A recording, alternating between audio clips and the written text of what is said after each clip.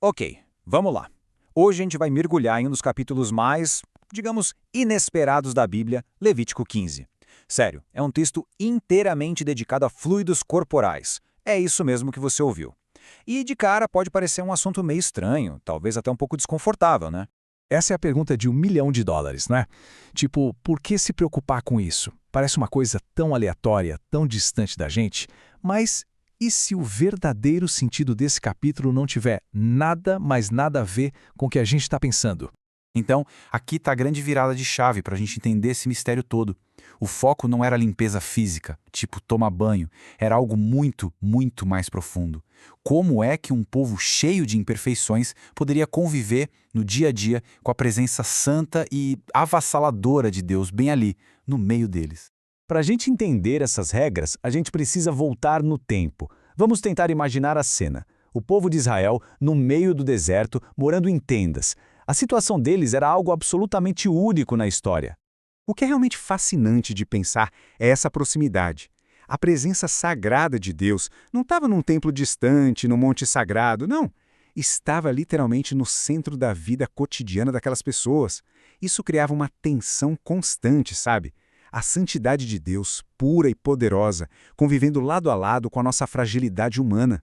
Era uma situação maravilhosa, mas também perigosa, que precisava ser gerenciada com muito, muito cuidado. E aí que entra esse conceito que é crucial para a gente entender tudo. Impureza ritual. E olha, presta bem atenção nisso. Não tem nada a ver com ser uma pessoa má ou ter cometido um pecado. Pensa nisso mais como um status temporário. Sabe? É uma condição que afastava a pessoa da adoração por um tempo. Mas o importante é que sempre tinha um caminho claro de volta.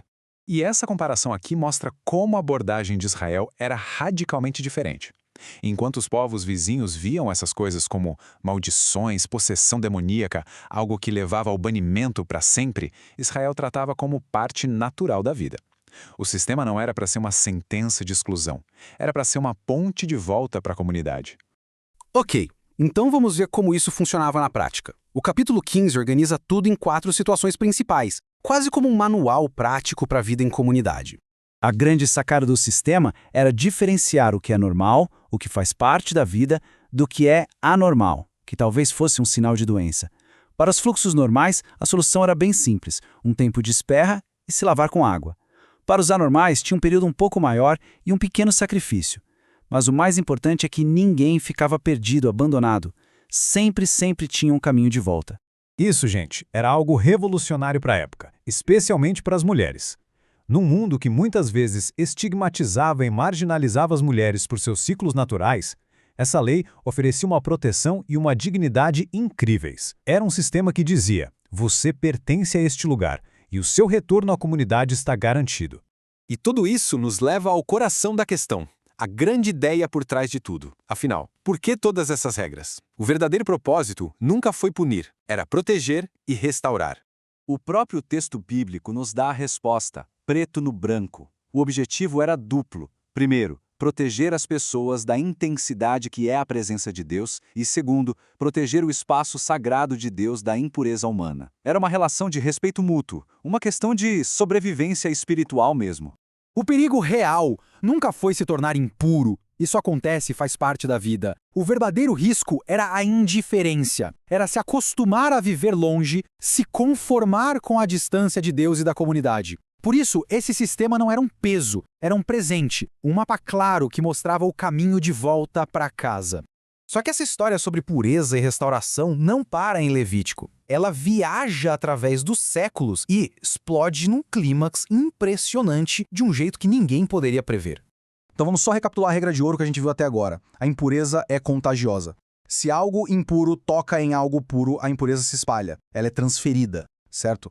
Agora entra em cena uma mulher que, pelas regras de Levítico, estava presa nesse estado de impureza contínua, por 12 anos. Dá para imaginar o peso do isolamento social, da exclusão espiritual, e num ato que mistura desespero e uma fé absurda, ela quebra todas as regras, fura a multidão e toca em Jesus. E é exatamente aqui que a história vira de cabeça para baixo. A impureza dela não contamina Jesus. Acontece o exato oposto. A santidade de Jesus, a energia de cura dele, flui na direção contrária, vai para dentro dela e a purifica na mesma hora. Isso prova que a santidade dele não é só mais forte, ela é mais contagiosa. Essa reviravolta muda tudo e nos deixa com uma reflexão muito poderosa para os nossos dias. Se o objetivo final sempre foi restaurar e incluir, como é que a gente pode ser agente dessa mesma graça? O que significa na prática construir comunidades que não excluem, mas que são verdadeiros centros de restauração? Como ser portadores de uma santidade que cura, em vez de juízes de um sistema que afasta?